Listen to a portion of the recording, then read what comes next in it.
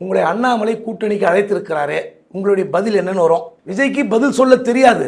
யாரோ நிருபர்கள் கேள்வி கேட்கிறார், அண்ணாமலை பதில் சொன்னார். திமுக அதிமுக பங்காளிகள், ஆனால் பங்காளிகளுடன் கூட்டணி கிடையாது. மாமன் மச்சான் கூட்டணி ஏற்படுத்தும். விஜய் எங்களுடைய மச்சான்ற தொனியில விஜய் கூட்டணிக்கு வந்தால் வரவேற்போம் சொன்னார். கண்டிப்பாக இந்த கேள்வி நீ கண்டிப்பா கேட்கப்பட்டிருக்கும். அண்ணாமலை உங்களை அழைத்தாரே, உங்கள் பதில் என்ன? சொல்ல தெரியாது. நீங்க அண்ணாமலைக்கு பதில் சொல்வதில் ஆரம்பித்து கட்சி கொடியை பற்றி விவரிப்பதிலிருந்து எதற்குமே ஒரு தயார் நிலையில் விஜய் இல்லை. கேள்வி கேட்டா தடுமாற்றம் வரும். தப்பே கிடையாது. தடுமாறாத அரசியல்வாதி யாருமே இல்லை. இன்னும் சொல்ல போனால் களத்தில் பல வெற்றிகளை தோல்விகளை கண்ட கலைஞர் கேள்விகளுக்கு தடுமாறி இருக்கிறார். ஜெயலலிதா தடுமாறி இருக்கிறார். இன்னும் பத்திரிகையாளர்களே 10 வருஷத்துக்கு மேல மோடி சந்திக்காம இருக்கார். உங்களை அரசியலில் செதுக்குவது பத்திரிகையாளர்கள். இந்த 2-3 நாள்ல விக்கிரவாண்டியில மாநாடு பற்றியும் இந்த கட்சி கொடி பற்றியும் அண்ணாமலை அழைத்ததை பற்றியும் பத்திரிகையாளர் மத்தியில் பேசினால்தான் குறைந்தபட்ச ஒரு கவுன்சிலர் அளவுக்காவது அரசியல்வாதியாக அவர் வெளிப்பட முடிவதற்கு ஒரு வாய்ப்பு இருக்கு.